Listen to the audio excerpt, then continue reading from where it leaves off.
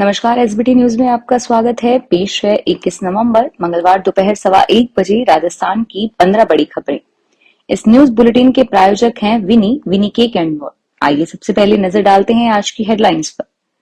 कांग्रेस का घोषणा पत्र जारी। ग्रामीण व्यापारियों को 5 लाख और किसानों को 2 लाख तक ब्याज मुफ्त कर्ज मिलेगा। हर वर्ग के लिए घोषणाएं। 400 रुपए में गैस सिलेंडर का वादा। श्री राम जन्मभूमि मंदिर के पुजारी के लिए 2700 आवेदन। इंटरव्यू से होगा चयन। जयपुर में रोड शो से 10 सीटों को साधेंगे पीएम मोदी।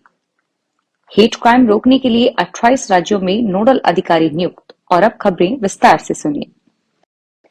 राजस्थान विधानसभा चुनावों की वोटिंग से 4 दिन पहले कांग्रेस ने घोषणा पत्र जारी कर दिया है।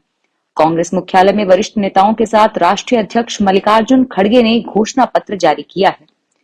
कांग्रेस के घोषणा पत्र में 7 गारंटियों की तरह ही कई लोक लुभावन घोषणाओं को शामिल किया है। किसानों से न्यूनतम समर्थन मूल्य पर फसल खरीद का कानून बनाने और किसानों को 2 लाख रुपए तक का ब्याज मुक्त कर्ज देने का वादा किया है।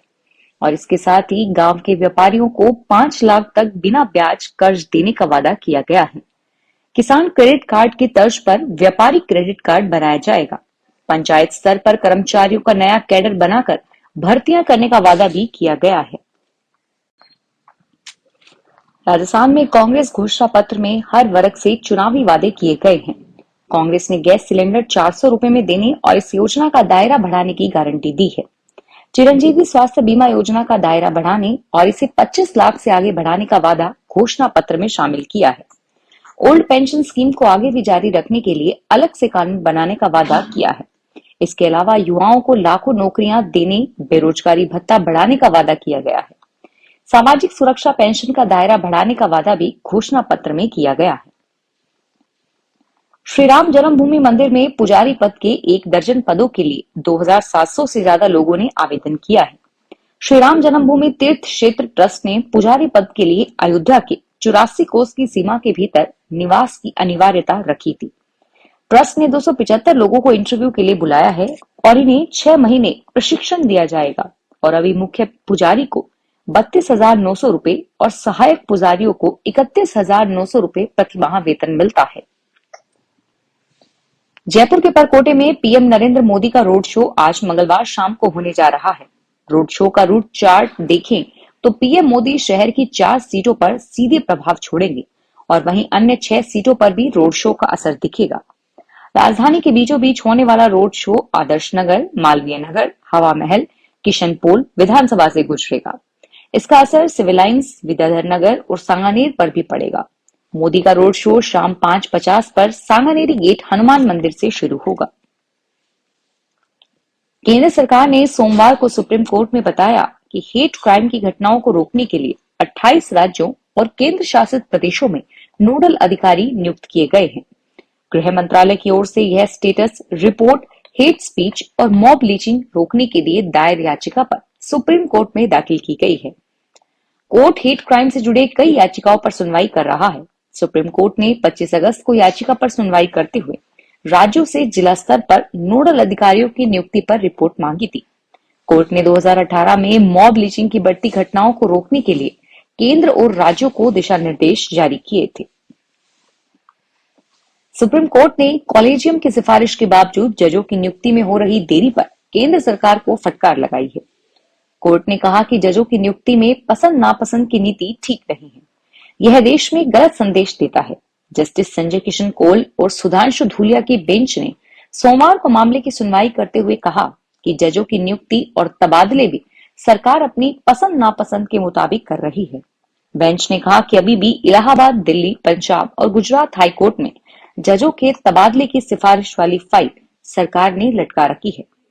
दोबारा भेजे गए नामों पर नियुक्ति नहीं करना परेशान करने वाला है। केंद्रीय गृह मंत्री अमित शाह मंगलवार शाम को सवाई माधोपुर में पहुंचेंगे। यहां वे सवाई माधोपुर विधानसभा के प्रत्याशी डॉक्टर किरोड़ीलाल मीणा के समर्थन में 1.5 किलोमीटर लंबा रोड शो करेंगे। इसको लेकर भाजपा और जिला प्रशासन ने तैयारियां पूरी कर ली है। अमित शाह के रोड शो के दौरान लगभग 20,000 से अधिक कार्यकर्ता शामिल होने की संभावना है। शाह शाम 4:50 पर चकचैनपुरा हेलीपैड पर उतरेंगे और इसके बाद वे अपना रोड शो शुरू करेंगे। इस दौरान उनका रोड शो ट्रक यूनियन चौराहे से सब्जी मंडी होते हुए अंबेडकर सर्किल पर जाकर समाप्त होगा। उत्तराखंड के उत्तरकाशी में सलक्यारा टनल में 41 मजदूरों को फंसे 10 दिन हो गए हैं। पहली बार अंदर की फुटेज सामने आई है।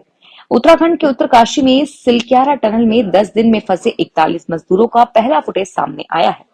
6 इंच चौड़ी नई पाइपलाइन के जरिए रविवार को एंडोस्कोपिक कैमरा अंदर भेजा गया।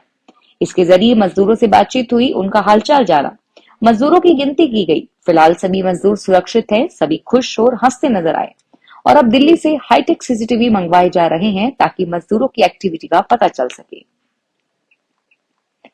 राजस्थान विधानसभा चुनाव में मतदान प्रतिशत बढ़ाने और मतदाताओं की सुविधा के लिए क्यूआर कोड वाली मतदाता सूचना पर्ची व वोटर गाइड का वितरण किया जा चुका है। 25 नवंबर को होने वाले मतदान के लिए दौसा में पहली बार फोटो युक्त पर्ची की जगह क्यूआर कोड वाली पर्ची दी जा रही है, जिसको स्कैन करने के साथ ही मतदान केंद्र और विधानसभा क्षेत्र की जानकारी मिल जाएगी। दौसा के जिला निर्वाचन अधिकारी कमर चौधरी ने बताया कि जिले में मतदाता सूचना पर्ची के वितरण का कार्य लगभग पूर्ण हो गया है। जिले के सभी मतदाताओं को पहली बार क्यूआर कोड वाली मतदाता सूचना पर्ची का वितरण किया गया। तेलंगाना की चेन्नूर विधानसभा सीट से कांग्रेस उम्मीदवार जी विवेकानंद के घर और अन्य प्रॉपर्टीज पर आईटी ने रेड डाली है। कुछ दिन पहले ही उन्होंने भाजपा से अलग होकर कांग्रेस ज्वाइन की थी और इससे पहले 10 नवंबर को नॉमिनेशन फाइल करने के लिए फलेरू से कांग्रेस कैंडिडेट पोगुनलेटी श्रीनिवास रेड्डी के घर पर रेड डाली थी। सचिन पायलट आज दीग जिले के कामा और भरतपुर जिले के बयाना विधानसभा में सभा को संबोधित करेंगे। पायलट सबसे पहले कामा पहुंचेंगे, जहां वह लाल दरवाजे पर कांग्रेस कार्यकर्ता और गुर्जर समाज के लोगों से मीटिंग करेंगे। 2 बजे पायलट बयाना विधानसभा में सभा को संबोधित करेंगे। बात करें कामा विधानसभा सीट की, तो विधानसभा में जाहिदा खान का काफी विरोध है। इसके अलावा गुर्जर समाज बीजेपी की प्रत्याशी नोक्षम चौधरी को अपना समर्थन दे चुका है। ऐसे में यह देखने वाली बात होगी कि पायलट की सभा के बाद गुर्जर समाज के लोग कांग्रेस की तरफ जाते हैं। जैसलमेर जिले में इन दिनों कई सोलर कंपनियां अपने अपने प्रोजेक्ट ग्रामीण इलाकों में लगा रही हैं। ग्रामीण इलाकों में हो रही ग्रीन एनर्जी को लेकर एक और सभी खुश हैं और वहीं दूसरी तरफ पर्यावरण प्रेमी इनसे काफी नाराज हैं। वजह है निजी कंपनियों की ओर से राज्य पेड़ खेजड़ी को उखाड़ने का काम। दरअसल देवीकोट इलाके में सैकड़ों की संख्या में खेजड़ी के पेड़ों को काटा जा रहा है। इससे पर्यावरण प्रेमी खासे नाराज हैं। इस पेड़ की कटाई पर रोक है और अगर कोई काटता है तो इसे जड़ से उखाड़कर दूसरी जगह शिफ्ट करने का नियम है। कांग्रेस पार्टी का राजस्थान में सुपड़ा साफ है। आने वाले विधानसभा में कांग्रेस को लीडर ऑफ ऑपोजिशन बनने तक का सौभाग्य नहीं मिलेगा। यह बात केंद्रीय वाणिज्य व उद्योग मंत्री पीयूष गोयल ने जोधपुर प्रवास के दौरान मीडिया से बातचीत में कही। उन्होंने कहा कि हम आंकलन कर रहे थे और ध्यान में आया कि जोधपुर संभाग में तो टोटल स्वीप है कांग्रेस। गोयल ने यह भी कहा कि टेक्सटाइल पार्क के लिए राजस्थान सरकार ने मापदंड नहीं पूरे किए, इसलिए राजस्थान में टेक्सटाइल पार्क नहीं आया। झुंझुनू जिले की 7 में 3 सीटों पर त्रिकोणीय मुकाबले के आसार बन रहे हैं, जबकि 3 पर भाजपा और कांग्रेस में सीधी टक्कर है। 1 सीट पर चतुष्कोणीय मुकाबले के आसार है। झुंझुनू, पिलानी, उदयपुर वाटी सीट पर तीसरा दल व निर्दलीय समीकरण बिगाड़ रहे हैं। झुंझुनू सीट से भाजपा से बागी हुए राजेंद्र भांबू निर्दलीय चुनाव लड़ रहे हैं। भांबू पिछला चुनाव भाजपा की टिकट पर लड़े थे और इस बार टिकट कट गई तो भाजपा से बागी होकर चुनाव लड़ रहे हैं। यहाँ कांग्रेस से ब्रिजेंद्र ओला व भाजपा से बबलू चौधरी मैदान में हैं।